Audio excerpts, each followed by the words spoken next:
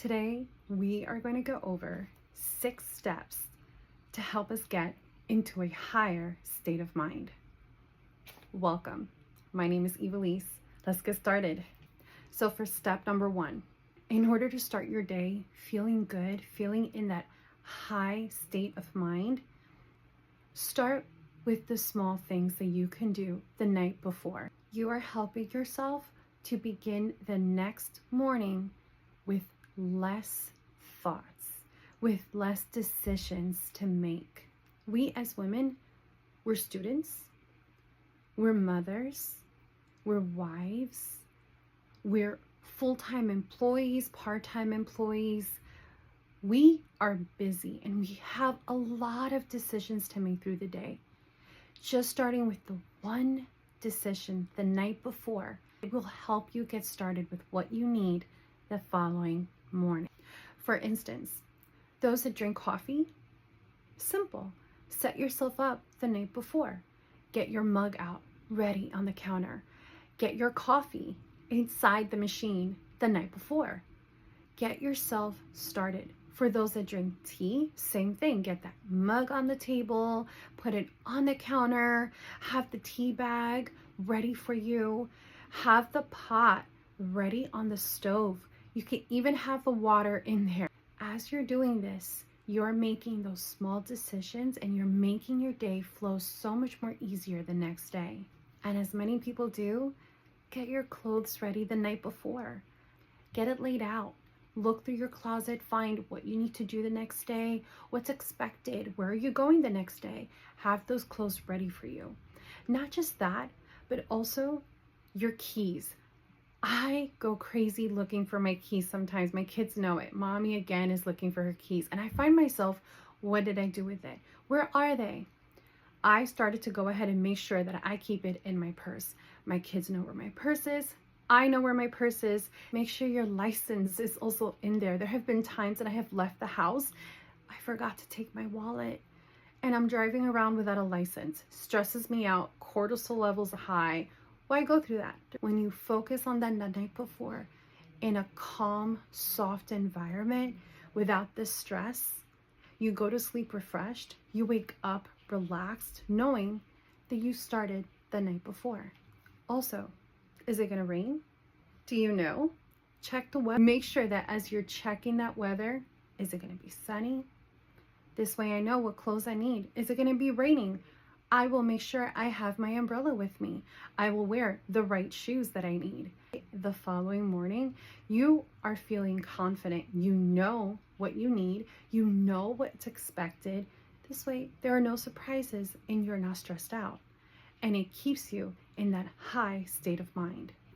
The second step to keep you at that high state of mind, set your atmosphere in the morning. When you set your atmosphere, it changes your energy. For instance, when I was a stay-at-home mom, every morning when I would get up, go ahead, put on my robe, after I brush my teeth and wash my face, I would have my water. I don't drink coffee. I'm not fond of tea. So I would have my water in the morning. Open window, sunlight coming into the home, fresh air. Another thing I would do at times, I would turn on my diffuser, get citrus oil, my favorite bergamot in there. Those scents will help you get into the higher state of mind. I also would go ahead and play music. I would have, it would be depending on the day, how I felt, it would be jazz, it would be praise and worship, or a motivational podcast, even romantic French music.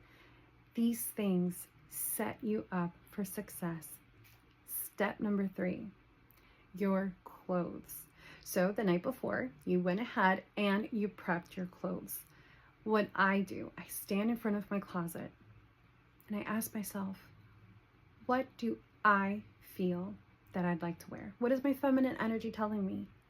So I did that last night. I stood in front of my closet and I asked myself, what do I feel like wearing the next day? What will make me happy?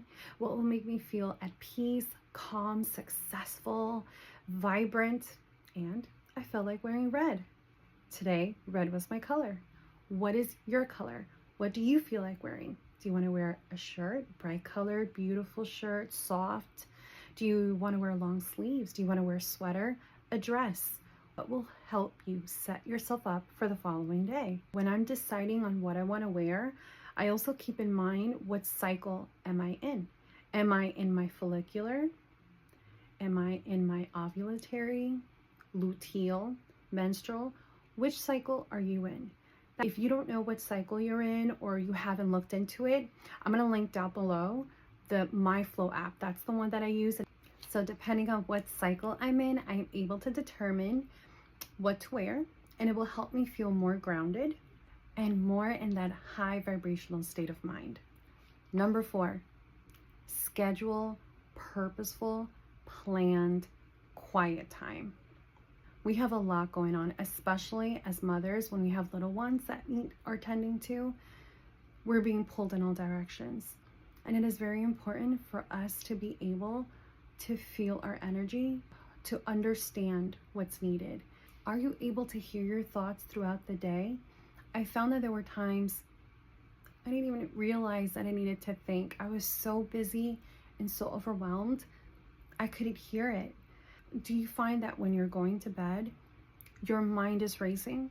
And in that quiet time, your brain's like, okay, it's time to go ahead and process all these thoughts that we had going on that we couldn't do throughout the day. Your thoughts are coming in, and you're receiving all this information, and you're trying to solve problems all while in bed, because we didn't have time to process anything during the day. My dear, stop and be intentional.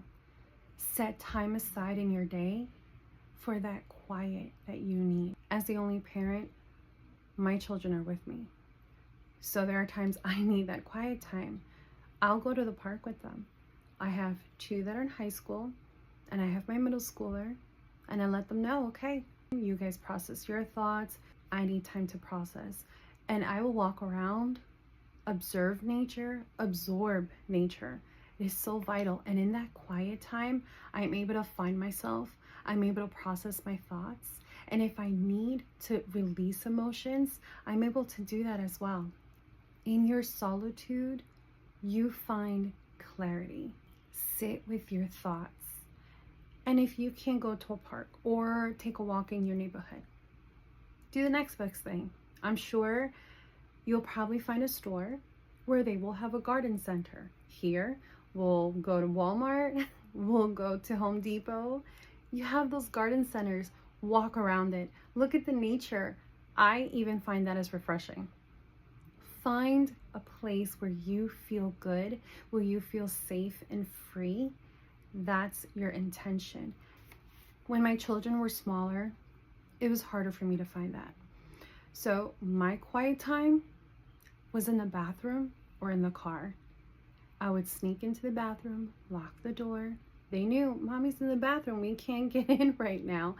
Sometimes I'll sit on the floor and I will process my thoughts. And there were times that I needed to release my emotions. It is so important for you to do so.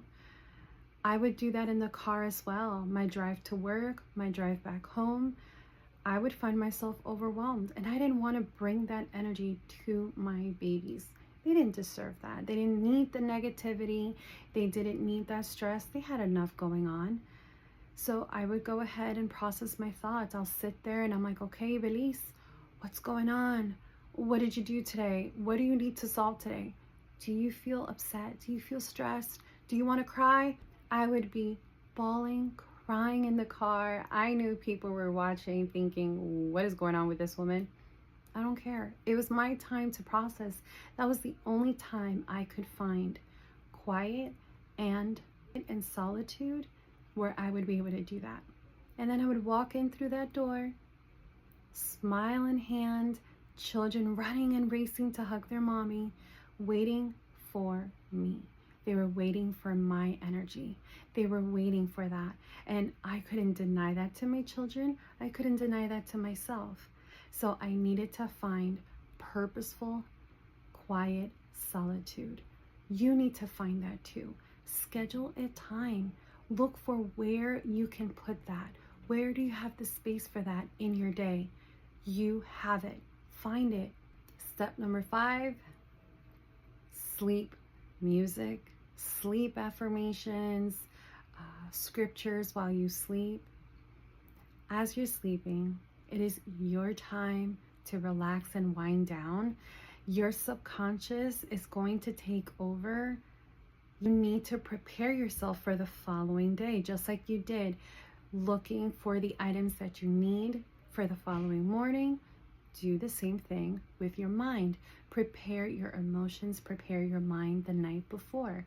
So when I do this, I have started for a couple of months now, putting on sleep affirmations, and I'm listening to it going over, and in this soft, quiet, still voice, I keep hearing, I am worthy, that I am beautiful, that I am strong, that I am an overcomer. When I wake up in the morning, I feel refreshed. I will have wonderful, happy dreams. Prep the night before so that you have a successful morning. I will put down below the affirmations that I listen to. And finally, step number 6, learn something new. You are starting to look forward to something new. You're learning something. You're feeding yourself. Your brain is working. It's not just focused in the mundane or focused on all your tasks you need to do. You're excited, and that puts you at a higher state of mind. It could be you're reading a new book, you're learning on a new topic, listening to programs or podcasts that influence you, learning more on science, or those that want to learn more on the Bible. Tap into your childhood dreams. Did you want to learn horseback riding? Did you want to learn ballet, figure skating, whatever it was that you wanted to learn? Take time purposefully in order to schedule your desires. Your time and energy is currency. It is valuable. Invest in you. And when you do, you can give to those around you. So make sure that you intentionally set aside your self-care. Make one small change at a time. Let me know what you've planned to schedule for this week. Don't forget to like and subscribe. See you next time.